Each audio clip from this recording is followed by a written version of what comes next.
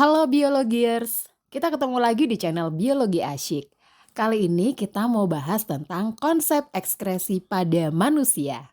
Yuk kita mulai. Pernah nggak sih kamu berkeringat seperti pria pada gambar ini? Pasti pernah ya. Nah biologiers, kenapa sih tubuh kita itu bisa berkeringat? Tubuh kita berkeringat punya tujuan untuk mengeluarkan sisa-sisa metabolisme dari tubuh kita sekaligus menjaga suhu tubuh kita agar tetap stabil. Nah, kalau aktivitas buang air besar, apakah itu juga bisa disebut dengan proses ekskresi ya? Oke, mari kita cari tahu. Dalam tubuh kita ada yang namanya proses ekskresi, sekresi, dan defekasi. Nah, masing-masing punya persamaan dan perbedaannya. Mari kita bahas.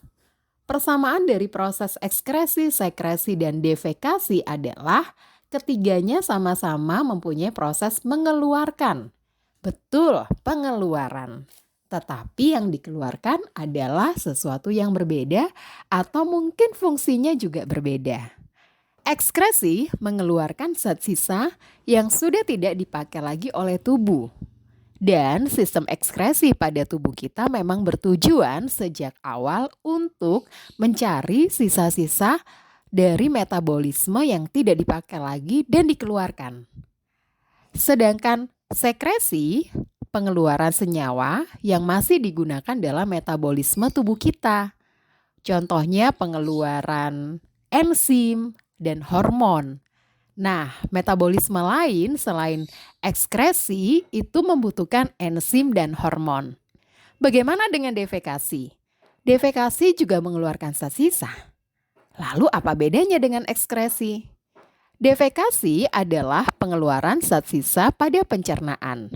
Nah, kita tahu sistem pencernaan itu tujuan awalnya adalah untuk mencerna makanan, kemudian menyerap nutrisinya. Dan zat sisa itu adalah hasil sampingnya, bukan tujuan utama. Maka itu mengapa aktivitas buang air besar tidak dikategorikan sebagai bagian dari ekskresi, namun defekasi.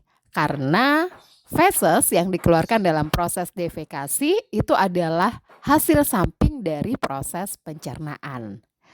Lalu bagaimana dengan contoh-contoh ekskresi? Mari kita lihat. Aktivitas yang bisa disebut sebagai aktivitas ekskresi adalah seperti kulit mengeluarkan keringat, ginjal yang mengeluarkan urin, hati mengeluarkan cairan empedu, paru-paru mengeluarkan karbon dioksida.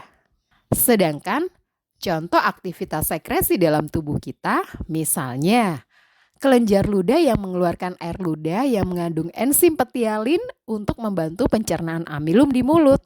Jadi enzimnya dikeluarkan untuk digunakan lagi dalam proses pencernaan. Contoh sekresi yang lain adalah kelenjar pankreas yang mengeluarkan hormon insulin untuk membantu tubuh mengontrol kadar gula dalam darah.